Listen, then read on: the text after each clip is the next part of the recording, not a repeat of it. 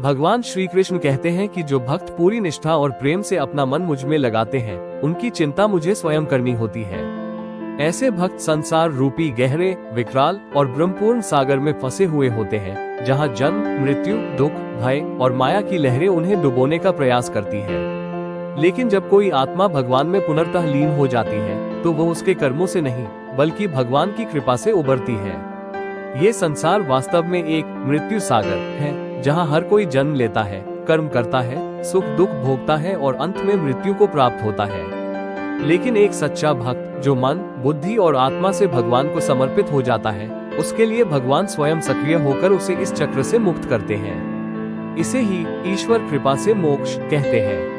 ये श्लोक हमें शरणागति योग की ओर प्रेरित करता है। इसमें ये स्पष्ट किया गया है कि केवल ज्ञान, केवल तपस्या या केवल कर्म से ही नहीं, बल्कि पूर्ण समर्पण और भक्ति से ईश्वर का अनुग्रह प्राप्त होता है। भक्त को भगवान के चरणों में विश्वास रखते हुए अपना सब कुछ अर्पित कर देना चाहिए, तब भगवान स्वयं उस आत्मा के रक्षक और मार्गदर्शक बन जाते हैं। यहाँ नचिरात शब्द का प्रयोग विशेष रूप से दर्शाता है कि ईश्वर का कृपा सम्मान पाने में देर नहीं लगती, यदि मन से भक्ति पूर्ण हो। आध्यात्मिक शिक्षा भक्ति में सबसे महत्वपूर्ण है मन की एकाग्रता और समर्पण।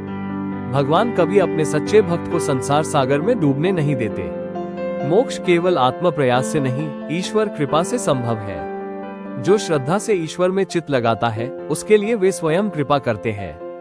निष्कर्ष, ये श्लोक हमें जीवन के सबसे बड़े भय, मृत्यु और मोह के बंधन से मुक्ति का उपाय बताता है।